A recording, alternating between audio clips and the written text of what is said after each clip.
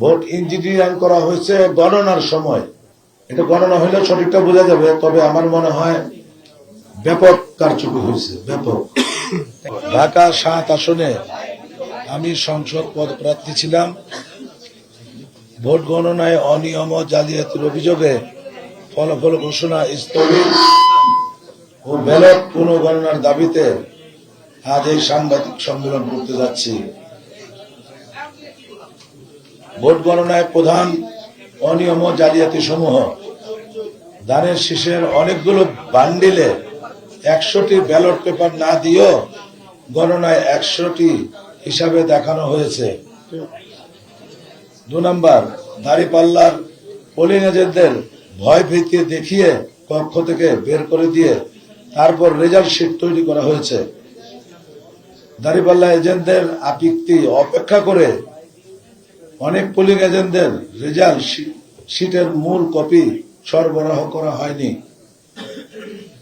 Vote গণনার সময় গণনার মাঝামাঝি এসে ম্যানিপুলেট ও রিগিং এর উদ্দেশ্যে গণনাকে অহেতুক দেরি করা হয়েছে। প্রতিদিনের ইফতারে চাই স্বাস্থ্যসম্মত ও মচমচে রুচি মুড়ি। কাউন্টার পার্টে এজেন্টদের স্বাক্ষর নেওয়া হয়নি।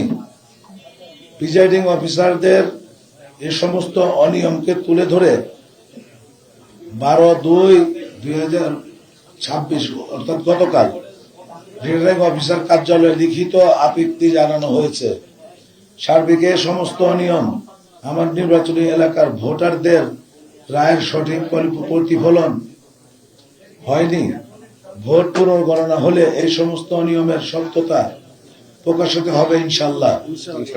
সঠিক ভোট সংখ্যা জানা যাবে।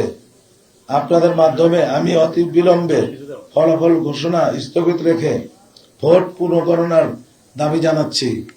আমরা ভোট চলাকালীন সময়ে ভোট কিন্তু দেওয়া হয়েছে। এটা ভোট ইঞ্জিনিয়ারিং করা হয়েছে গণনার সময়। গণনার সময় আমাদের রেজাল্ট, প্রথম দিকের রেজাল্টগুলি সুন্দরভাবে আসতেছিল। হঠাৎ করে দেখা গেল ১-২ ঘন্টা রেজাল্ট সরবরাহ বন্ধ হয়ে গেল, প্রচার বন্ধ, স্থগিত করে দেওয়া হয়েছে। অদ্যাবধি পুনরায় আপনার আমাদেরকে রেজাল্ট জানানো হয়নি।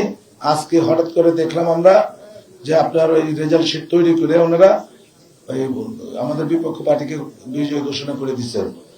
কিন্তু সন্দেহ হওয়ার কারণে গতকাল রাত্রি আমরা একটা অভিযোগ দায়ের করছিলাম যে ভোট আমাদের সাথে গণনা হোক, আমাদের মনে হচ্ছে এখানে কোন রকম ম্যানিপুলেট করা হচ্ছে।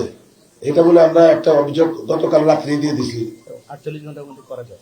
৪৮ ঘন্টার ভিতরে করে আমরা রাত্রি দিয়ে দিচ্ছি। ৪৮ ঘন্টা লাগেও নেই, ৬ ঘন্টার ভিতরে দিয়ে দিচ্ছি।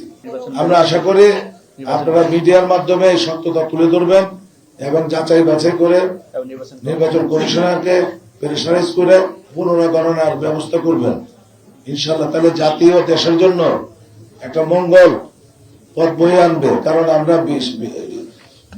অনেক রক্তের বিনিময়ে আমরা একটা নতুন দেশ পেয়েছি। এই দেশটা আবার সেই পূর্বের অবস্থাটা চলে যাক। বিগত সরকারের আমলে যেরকম নির্বাচন হয়েছে সেরকম নির্বাচনের নজির দিয়ে আসুক। এটা আমরা কারো কাছে আমাদের কাম্য নয়। এটা আপনারাও চাবেন না নিশ্চয়ই।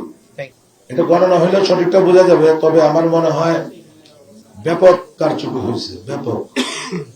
কারণ আমাদের পোলিং এজেন্টদেরকে থাকতে দেয়নি। এটা তো বিশাল একটা অনিয়ম। আর আমাদের সিটের মধ্যে পোলিং এজেন্টদের স্বাক্ষর নাই, স্বাক্ষরযুক্ত কোনো সিট আমরা পাইনি। ২-৪টা বাদ দিলে প্রশাসনের সাহায্য চাওয়া হয়েছে, কিন্তু অনেক ক্ষেত্রে দেখা যায় প্রশাসন সঠিকভাবে আপনার সহযোগিতা করতে পারেন নাই, বা ওনারা অনেক ক্ষেত্রে ভয়েও চলে গেছে, আমাদের সাথেও যোগাযোগ করে নাই। পরবর্তী জানছি যে তারা ভয় আর এদিকে আসার সাহস পায় নাই, এমন ভাবে তাদেরকে ভীত সন্তুষ্ট করা হয়েছে।